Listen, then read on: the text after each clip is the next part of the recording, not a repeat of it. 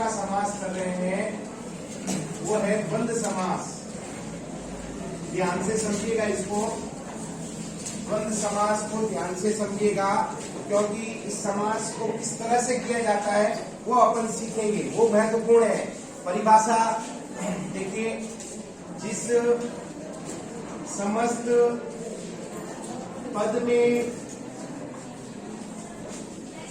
पूर्व पद तथा उत्तर पद दोनों ही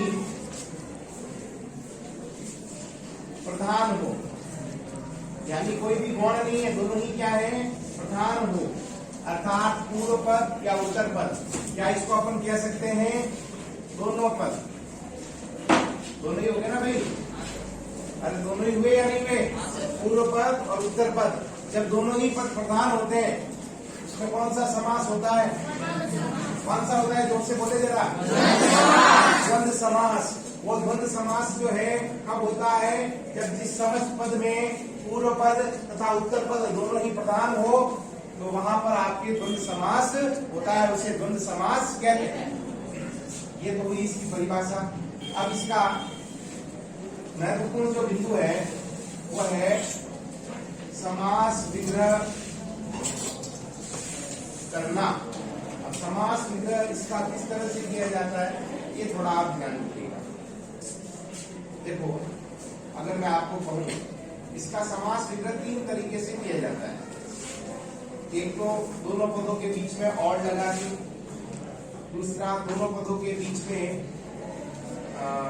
या लगा के, और तीसरा दोनों पदों के बीच में आदि लगा के। आदि 3 तरीके से समास विग्रह द्वंद्व समास का किया जाता है, इसका ध्यान रखें। कैसे किया जाता है पहले मैं लिख दूं, उसके बाद आपको समझाता हूं। और जब दोनों पदों के गुण अलग अलग हों, जब पूर्व पद और उत्तर पद दोनों पदों के गुण अलग अलग होंगे तो वहां पर दोनों पदों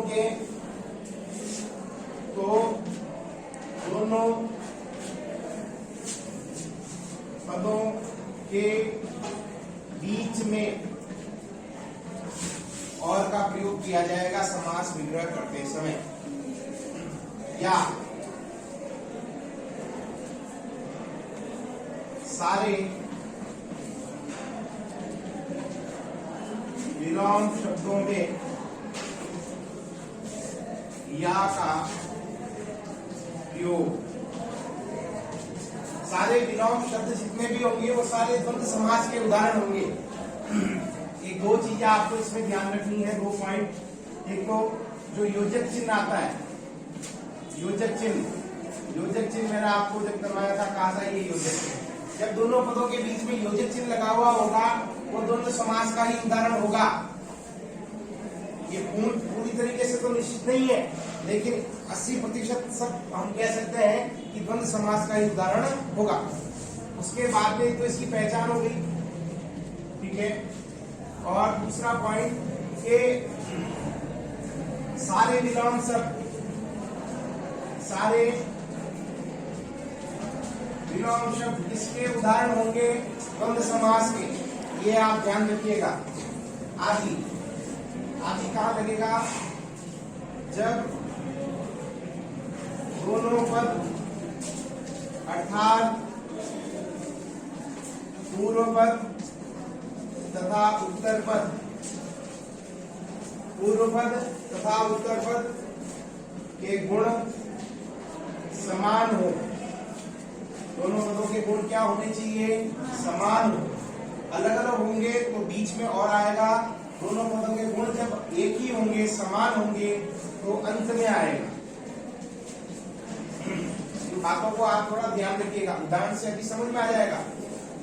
और या आदि, एक एक उदाहरण देता हूं अभी यहाँ पर, तो आपको समझ में आएगा, ठीक है। और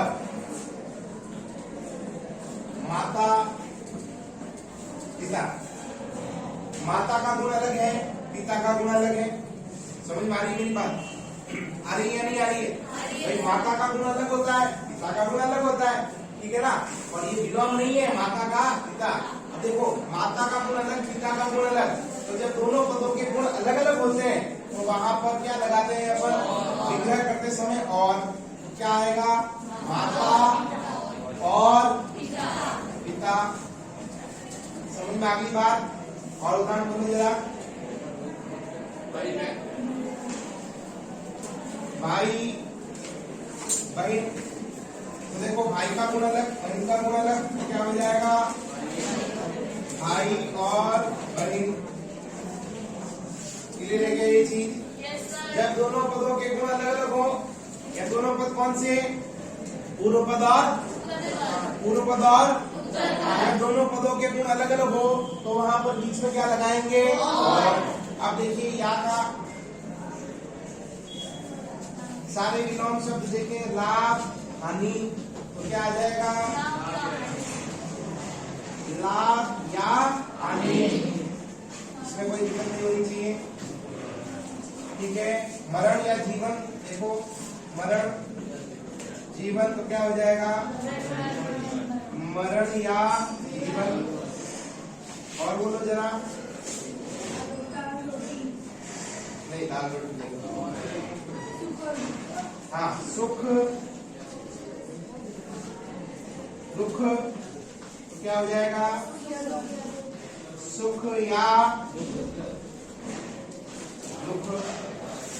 जब विलोम शब्द आ जाते हैं वहां पर द्वंद्व समास होता है और दोनों पदों के बीच में या लगाते हैं। क्या ये चीज आपको क्लियर हो गई कि नहीं हुई? चलिए अब मैं आदि का बताता हूँ।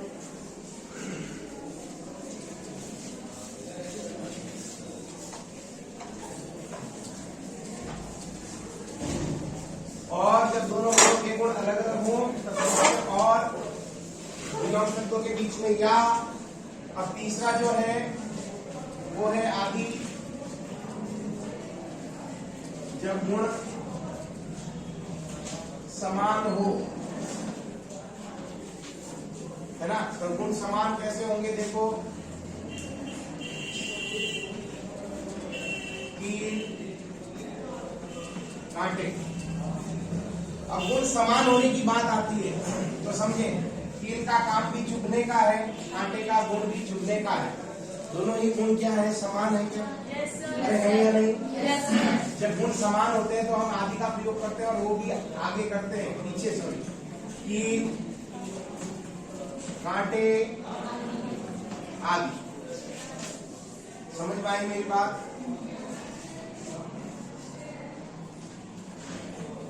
पेड़ पौधे, तो क्या हो जाएगा,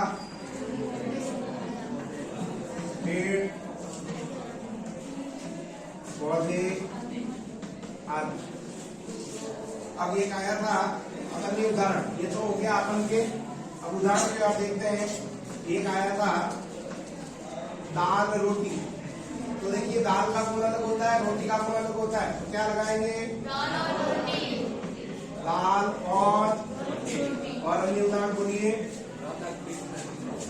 वही राधा कृष्ण। तो देखिए राधा का गुण अलग है, कृष्ण का गुण अलग है, तो क्या जाएगा, राधा और कृष्ण। और बोलिए सीता राम।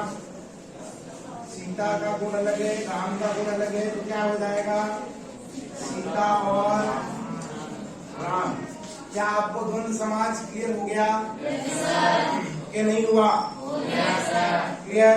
इसी प्रकार की कोई आपके डाउट नहीं है क्या? चलिए आगे बढ़े। चलिए ये तीसरा समास आपके कंप्लीट होता है, जिसका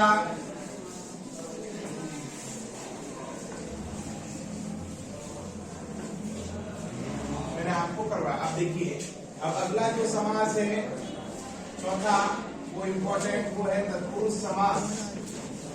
तत्पुरुष समास में कारक चिन्ह आपको आने चाहिए, उनका प्रयोग कैसे होता है ये भी मैंने आपको समझा रखा है। जो कारक चिन्ह होते हैं उनका प्रयोग कैसे होगा वो भी आपको बता रखा है। मैं एक बार यहाँ कारक चिन्ह आपके नोट डाउन कर देता हूँ। सबसे पहला कर्ता कारक ने, फिर कर्म कारक को, कर्ण या के लिए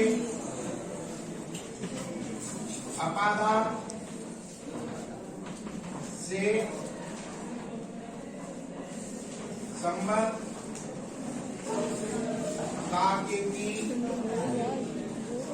रारेली नामेनी और अधिकरण में पर और संबोधन हे अरे और को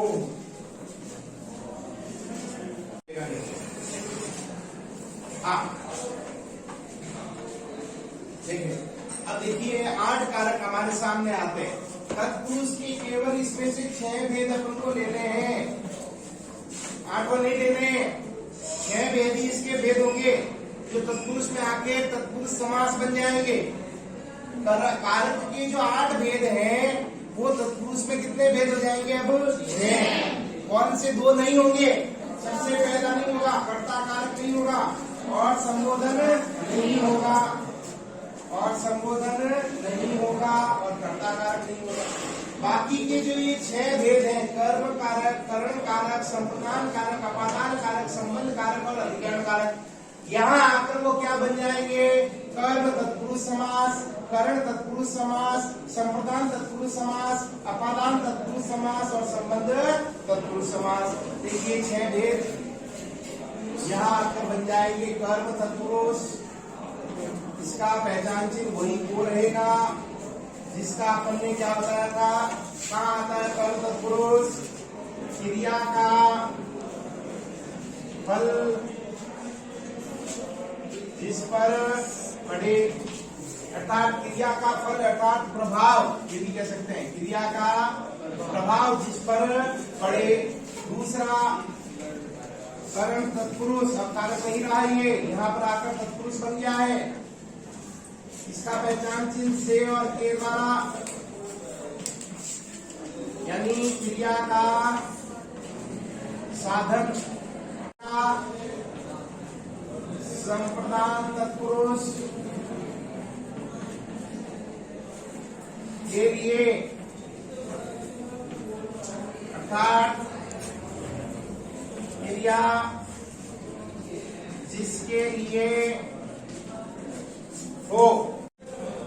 अपादान तत्पुरुष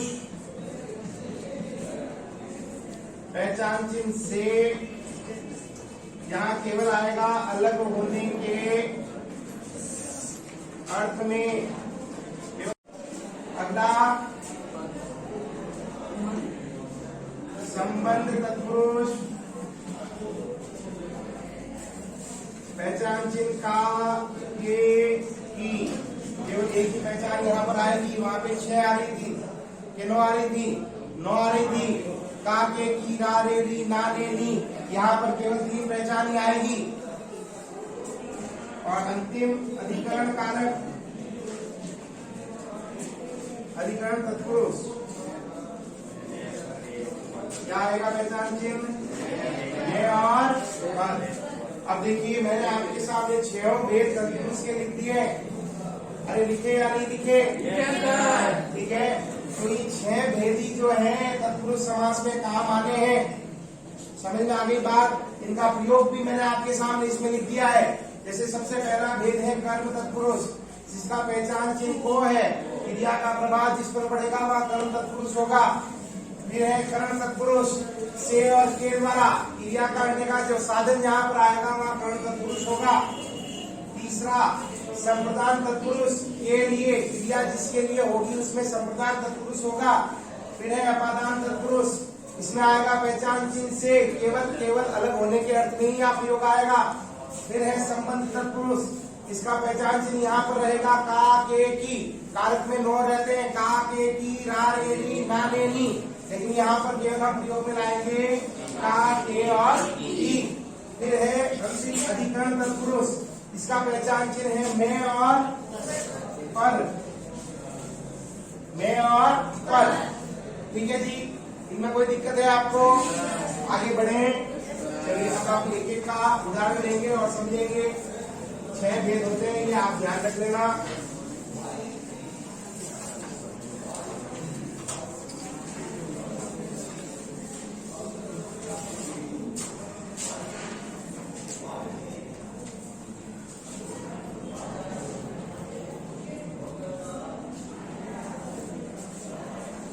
देखिए सबसे पहला भेद बनाया था मैंने, कर्म तत्पुरुष पहचान चिन्ह, ये को आपको भी इसी तरह से करना है। उदाहरण बोलिए। स्वर्ग प्राप्त, ये आपके सामने एक उदाहरण है।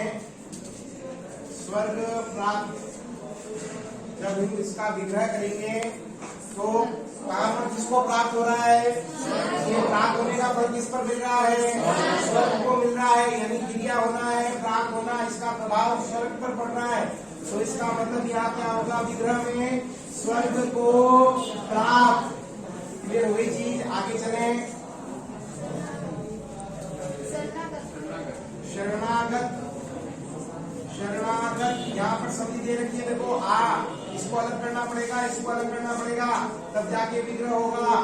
शरण को आगत, आने का प्रभाव शरण पर पड़ रहा है, इसलिए क्या होगा? शरण को आगत। अगला देखें, नरभक्षी,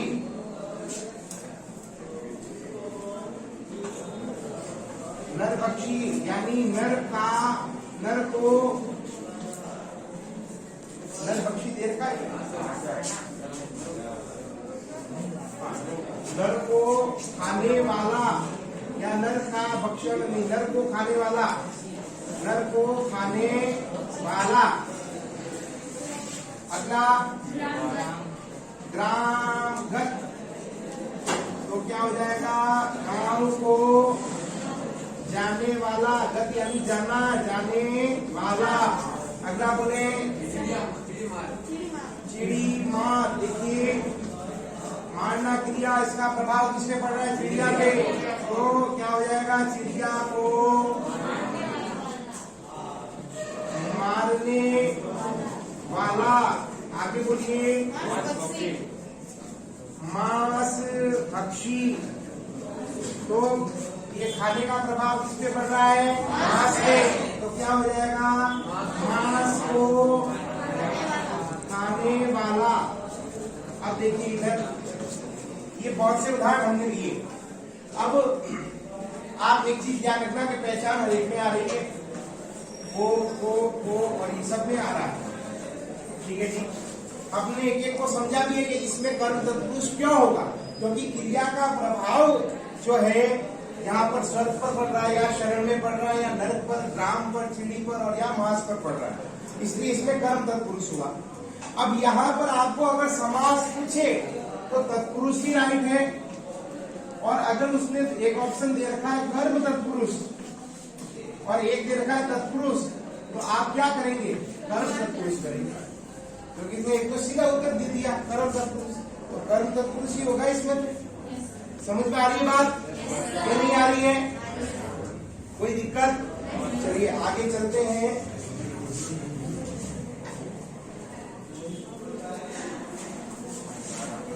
अगला है करण तत्पुरुष।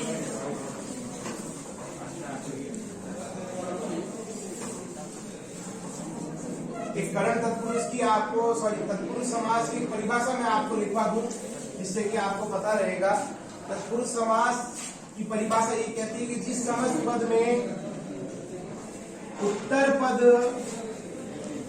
प्रधान हो, उत्तर पद प्रधान हो, उसे तत्पुरुष समास कहते हैं। देखिए शॉर्ट में याद रखने के लिए, उत्तर पद प्रधान समास कौन सा होगा? तत्पुरुष। अपन ने अभी तक 3 समास और 4 तत्पुरुष समास, 4 समासों की अभी तक बात की है, जिसमें तत्पुरुष चल रहा है अपना। सबसे पहला समास अपन ने किया था कल, अव्ययीभाव समास, जिसका अपन ने परिभाषा लिखा था पूर्व पद प्रधान। तो तत्पुरुष क्या हो जाएगा? उत्तर पद प्रधान। अपोजिट हो गया भाई। पूर्व पद प्रधान समास कौन सा है? कौन सा है? तो उत्तर पद प्रधान समास कौन सा हो गया?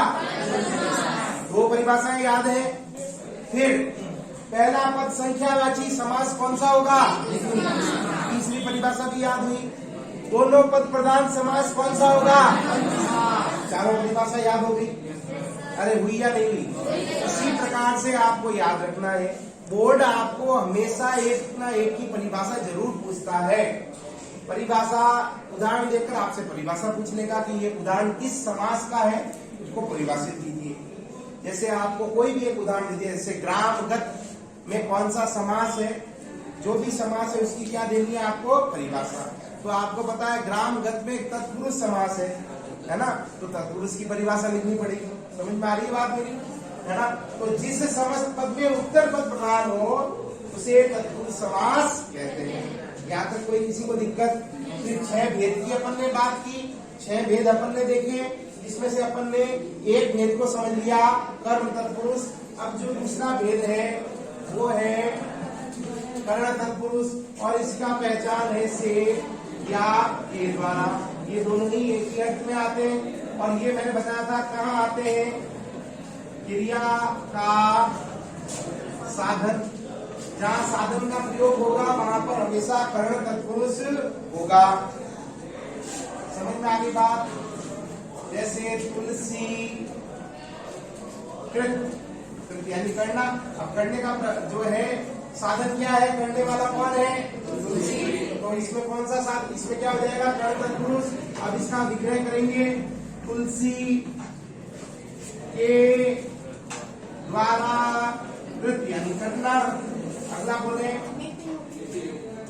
नीति युक्त, नीति युक्त, युक्त होने का साधन क्या है, नीति है, तो क्या हो जाएगा, नीति से युक्त।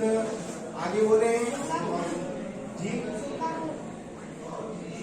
शोकाकुल, शोकाकुल, शोक से आकुल, आकुल यानी दुखी।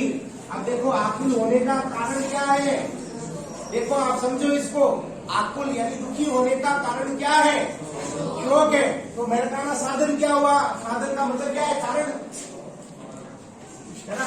साधन का मतलब क्या है, अब यहाँ पर आकुल होने का साधन क्या है, शोक। शोक से क्या हो गया, आकुल, कर्ण तत्पुरुष हो गया। आगे चले, जलामग्न,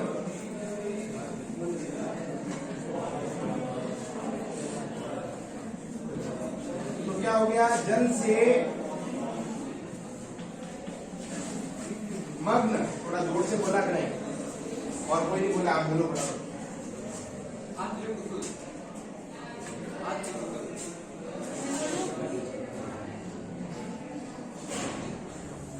पददलित, पददलित नहीं होगा।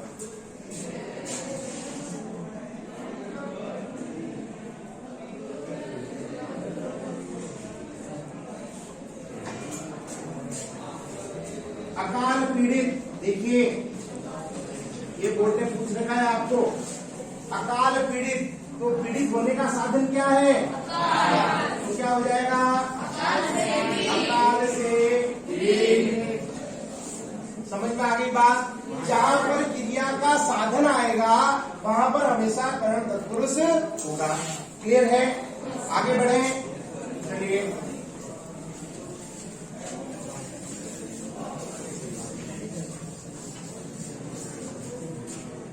अगला है तीसरा, संप्रदान तत्पुरुष। और संप्रदान तत्पुरुष का पहचान चिन्ह के लिए, यानी क्रिया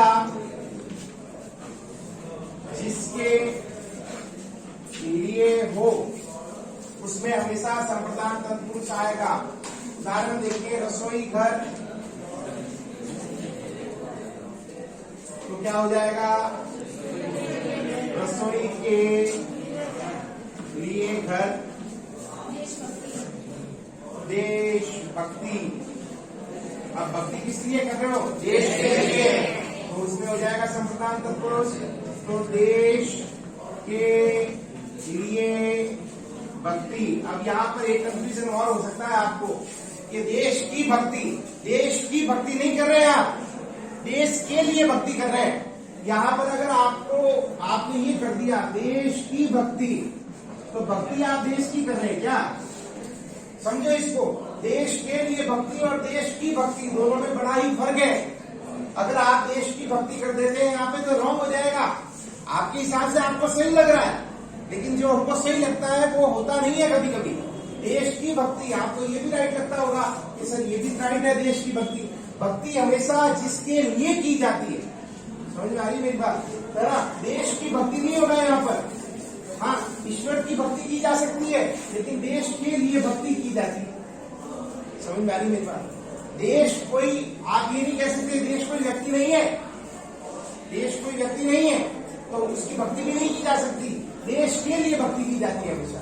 इसका समास विग्रह यही होगा, देश के लिए भक्ति। याद रखना। आगे बोले, रणभूमि। अब जो भूमि है वो किसके लिए है? रण के लिए, युद्ध के लिए। तो क्या हो जाएगा? रण के लिए भूमि। अब इसको समझना आप, भूमि है वो किस लिए है? रण के लिए। तो रण के लिए भूमि हो गया, संपदा तत्पुरुष हो गया। एक है डाक गाड़ी। तो डाक की गाड़ी नहीं होता है कभी भी, डाक के लिए गाड़ी होगा। डाक के लिए गाड़ी। समझ आ रही मेरी बात? भाई गाड़ी जो है वो किस लिए है? डाक के लिए। डाक की गाड़ी नहीं होता है, डाक के लिए गाड़ी होगा। समझ आ गई मेरी बात कि नहीं आई? अगला, बिल्कुल, गुरु दक्षिणा। अब इसको भी आप समझना, गुरु की दक्षिणा नहीं होता, गुरु के लिए दक्षिणा होता है। दक्षिणा जो होती है अगर हम देते हैं तो गुरु के लिए, गुरु की नहीं दे रहे हो दक्षिणा, गुरु के लिए दे रहे हो। समझ आ रही? इसका हो जाएगा गुरु के लिए दक्षिणा। ठीक है जी। अब देखें उसके बाद में विद्यालय या देवालय जो भी है, तो विद्या के लिए आलय, विद्या का आलय नहीं, विद्या के लिए, विद्या प्राप्त करने के लिए हमें कहाँ आना पड़ता है? यहाँ पर आलय यानी घर। तो विद्या के लिए आलय, यही होगा ना, दे रखा है उसमें, विद्या के लिए आलय। क्लियर है क्या? अरे क्लियर है? चलिए अगला देखें।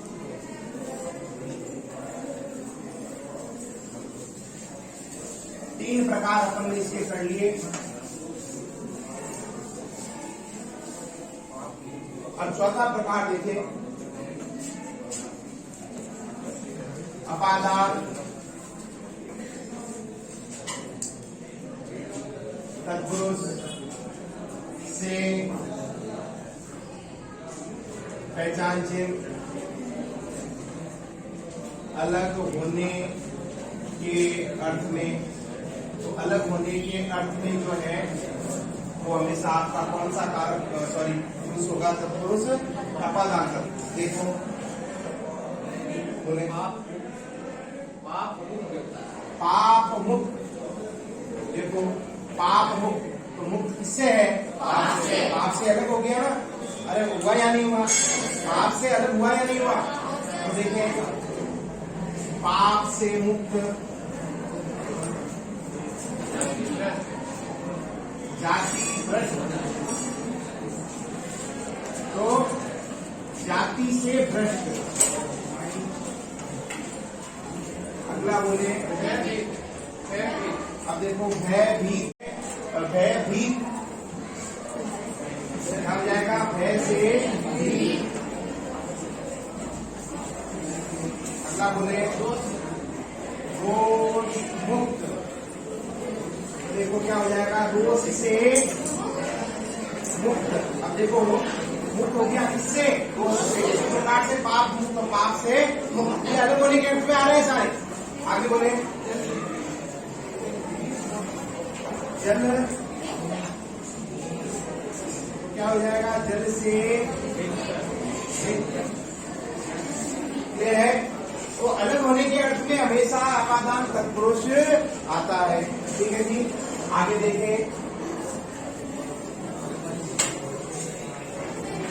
पांचवा जो प्रकार है वो है संबंध तत्पुरुष का के की, बस ये चिन्ह आने चाहिए, का के की चिन्ह आने चाहिए।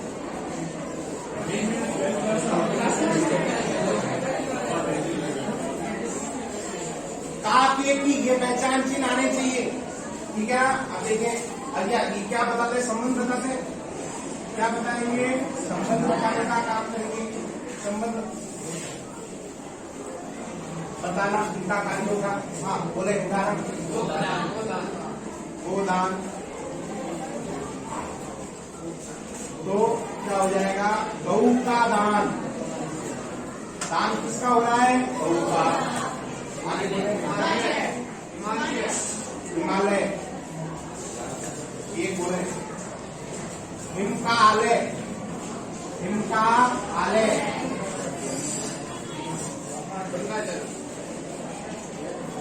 गंगा जल, जल का संबंध गंगा से है, क्या हो जाएगा, गंगा का जल। लोक नायक, क्या हो जाएगा, लोक का नायक। नायक है किसका, लोक का। संबंध हो रहा है या नहीं हो रहा है, अरे हो रहा है या नहीं हो रहा है। आगे बोले रामचरित, तो चरित्र किसका है, संबंध हो रहा है। तो देखें राम का चरित्र, ये जहाँ संबंध बताते हैं वहाँ हमेशा संबंध तत्पुरुष होता है और का के की उसके हिसाब से आपके लगाया जाता है। अगला जो है आपका अंतिम,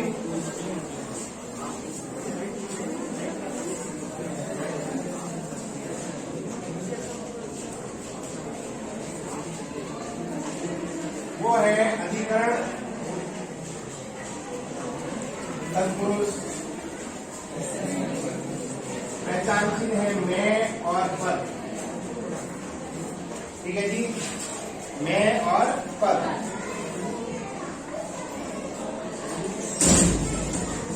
पहचान चिन्ह मैं और पद, ठीक है। उदाहरण बोले गृह प्रवेश, तो प्रवेश गृह में किया जाता है, घर में किया जाता है, कि घर पर करते हैं, बोलो ना, घर में करते हो ना, तो गृह में प्रवेश होगा, क्या हो जाएगा, गृह में प्रवेश। आगे बोले कविराज, राजा है किसमें, कवियों में, क्या हो जाएगा, कवियों में राजा, कवियों में राजा कविराज कहलाता है। अगला बोले वनवास, हाँ देखिए वनवास और एक होता है वन गमन, इन दोनों में फर्क है। ये बड़े ही इंपोर्टेंट उदाहरण है। वनवास, तो वास यानी रहना, कहाँ रहेगा, वन में रहेगा ना, अरे वन में रहेगा ना। वास का मतलब क्या होता है, निवास करना, रहना। ध्यान से समझना, इसमें कंफ्यूजन बहुत ज्यादा होता है। एक है वनवास, एक है वनगमन। तो वनवास, वास का मतलब होता है रहना, तो जहाँ पर रहेगा, मतलब घर में रहते हैं अपन, अरे रहते हैं घर में रहते हैं कि घर पर रहते हैं, घर में रहते हैं ना, तो यहाँ पे भी क्या हो जाएगा, वन में वास, क्या होगा।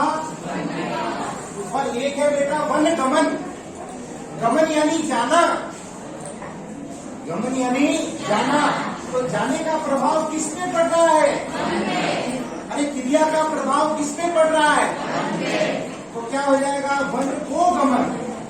ये इंपॉर्टेंट करके आप लिखिएगा आज में, वन को गमन। देखो दोनों में फर्क है, हमने दोनों को समझा है। गमन यानी जाना, जाने का प्रभाव वन पे पड़ेगा तो वहां पर कर्म तत्पुरुष हो जाएगा, और विग्रह करेंगे तो बनेगा वन को गमन। एक है वनवास, वास हम कहाँ रहते हैं, घर में रहेंगे, उसी प्रकार से वन में रहा जाएगा, तो वन में वास होगा। समझ में आ रही है ना बात। अगला बोले आत्मनिर्भर, आत्म यानी स्वयं, तो क्या हो जाएगा, स्वयं में निर्भर नहीं होता, स्वयं पर निर्भर होगा, अधिकरण। तो इस प्रकार से तत्पुरुष समास के ये 6 भेद मैंने आपको करवाए।